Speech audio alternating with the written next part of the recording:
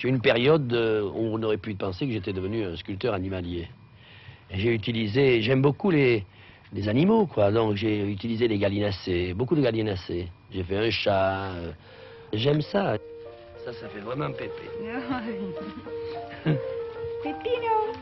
César, le célèbre sculpteur que vous avez sûrement reconnu, a une grande passion pour les animaux. Nous l'avons rencontré dans sa ravissante demeure à Roquefort-Notre-Dame dans les Alpes-Maritimes. Il y passe d'ailleurs une grande partie de l'année pour y travailler, et avec lui Rosine, sa femme, et son dernier ami, un chien. Et quel chien! Enfin, j'aime ces chiens parce qu'ils ont l'air de chiens bordiers.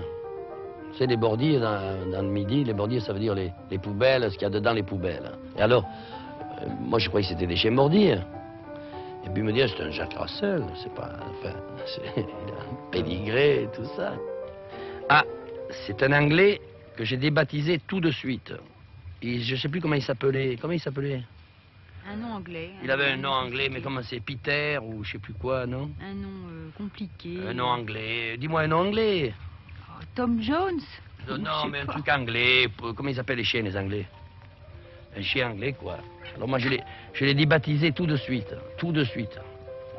Tout de suite, je l'ai appelé Beppino. Parce que j'avais un cousin à Marseille qui s'appelait Beppino. Parce que Beppino, ça veut dire Joseph. Giuseppe, Beppe, Beppino. Et c'est marrant, j'ai souvenir d'enfance de ce cousin. Alors je l'ai tout de suite, je sais pas pourquoi, je l'ai baptisé Beppino. Allez, viens, on va promener après, viens. Souvent, je pense Viens vite. Oui, souvent, d'un seul coup, vous savez, quand on pense comme on pense aux gens ou à quelque chose, d'un seul coup, dans la journée, dans ma voiture, ou d'un seul coup, je pense à Beppino. Qu'est-ce qu'il fait? À savoir ce qu'il fait. Et j'ai même fait des essais. J'ai téléphoné ici. Et j'ai dit à Madame Gite, passez-moi Peppino, là, mettez-y l'écouteur à l'oreille, là. Vous me direz comment il va réagir. Peppino, tu m'entends, Peppino? Tu m'entends? Je ne sais pas s'il se rendait compte que c'était moi, bien sûr. Mais en fait, il entendait son nom.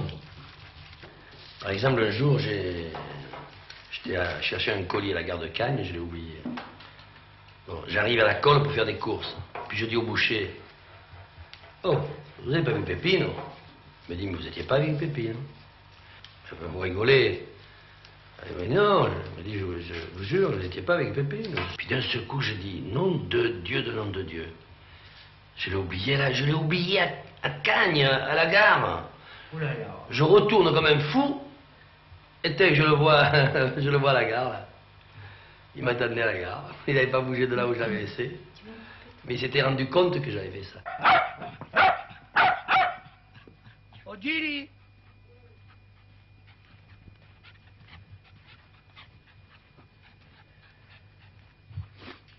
Est-ce qu'on va pouvoir... On n'aura pas d'huile, alors? Oui, c'est pour lui là que je les prends. Elle aura assez? Je peux faire les lever, hein? Ouais. Et du salé? Non, elles sont pas bonnes. Elles sont pas bonnes pour salé. Elles sont beveuses. Oh merde, il faut pas y monter dessus, hein? Non. Elles sont beveuses. Les chiens, dans le fond, les chiens, ils me ressemblent, ce chien. Il est court sur pattes, il a un certain humour.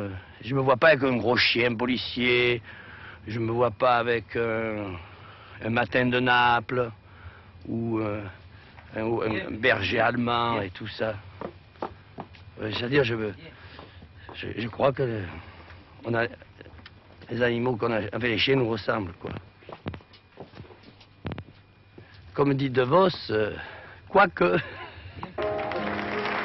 Eh bien, s'il y a des gens qui se prennent pour des valises, moi j'ai mon chien qui se prend pour quelqu'un, dites-nous. Quoique. Vous la connaissez, l'histoire de Vos?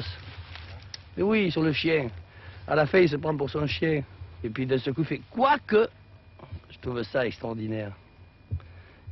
J'adore De Vos. Hein, Peppino?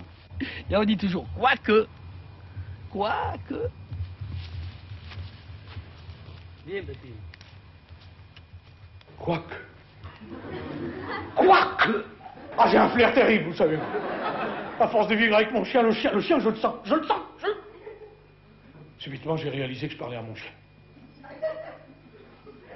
Oui, en voiture. Hein, Rosine? Ouais. Je lui parle, je suis seul, hein. Je lui parle, il me monte dessus, il rentre, il passe d'un côté, il remonte de l'autre. Je conduis, de temps en temps, je m'arrête. Hein. Je dis, qu'est-ce que tu fais, hein? Qu'est-ce que tu veux? Je dis, qu'est-ce que tu veux, Guy? Qu'est-ce que tu dis à papa?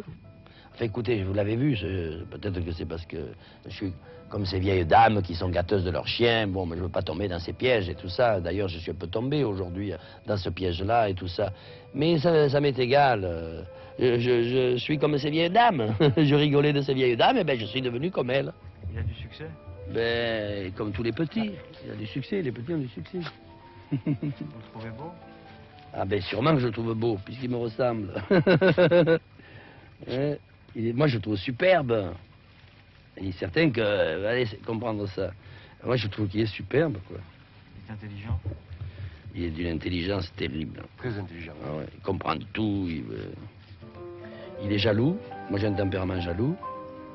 Je vous dis que... on se ressemble, quoi. Je crois que les gens qui ont des animaux...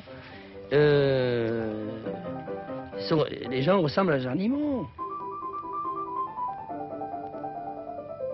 La moitié du temps, il vit avec M. Gilly, la moitié du temps, il vit avec moi. Mais de tout petit, M. Gilly, il suffit que je revienne, Ah, ça. c'est fini. Il nous quitte. Et il va avec vous. Ça, Pourtant, c'est- il vit pendant longtemps avec M. Gilly. Quand j'arrive, crac, c'est fini.